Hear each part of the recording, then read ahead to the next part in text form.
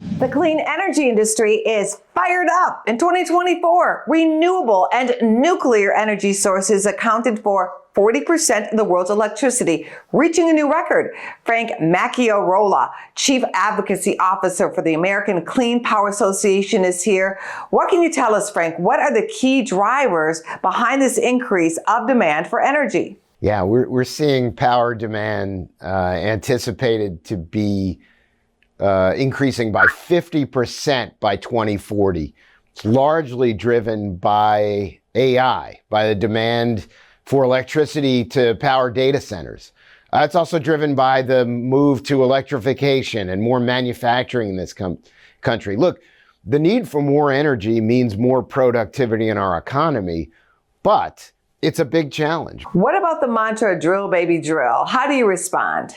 Look, there's no doubt we need all the energy resources that we have in this country to help meet this challenge. We need traditional energy sources like nuclear and nuclear and natural gas and oil, but we also need wind, solar, battery storage. We need that next generation of technology to be able to add into our electricity mix. Look, 93% last year of new capacity added was from those new resources, from wind, solar, and battery storage.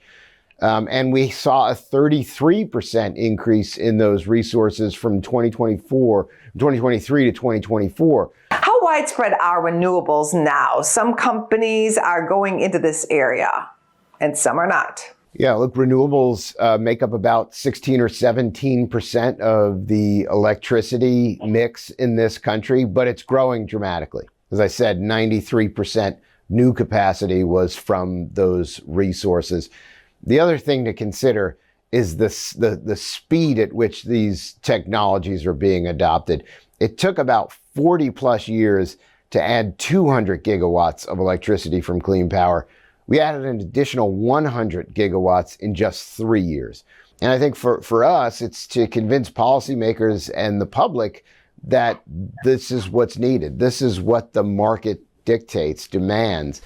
To be able to meet this energy demand will help us grow our economy, will help us create jobs, and probably one of the least covered factors about all of this is that about 80% of this new economic activity from clean energy is being done in states and districts that overwhelmingly supported the president in the last election. Districts and states that are controlled by Republican policymakers. Those are the districts and states that see the biggest benefit from the clean energy revolution. We're going to continue to drive that message home. But at the end of the day, this is not a partisan issue. It's not an ideological issue. It's really an American issue. Are there any dangers to not keeping up with demand for energy? We've seen the addition of battery storage being able to help us through reliability challenges. We've seen weather events in Texas and California where it's this battery storage capacity that we have that's been able to store energy and release it to the grid when it's most needed. The American people are laser focused on their pocketbooks right now from inflation. Certainly, they've seen it through higher gas prices, electricity prices. We have the ability to generate more clean power in this country to help drive down those costs for the American people.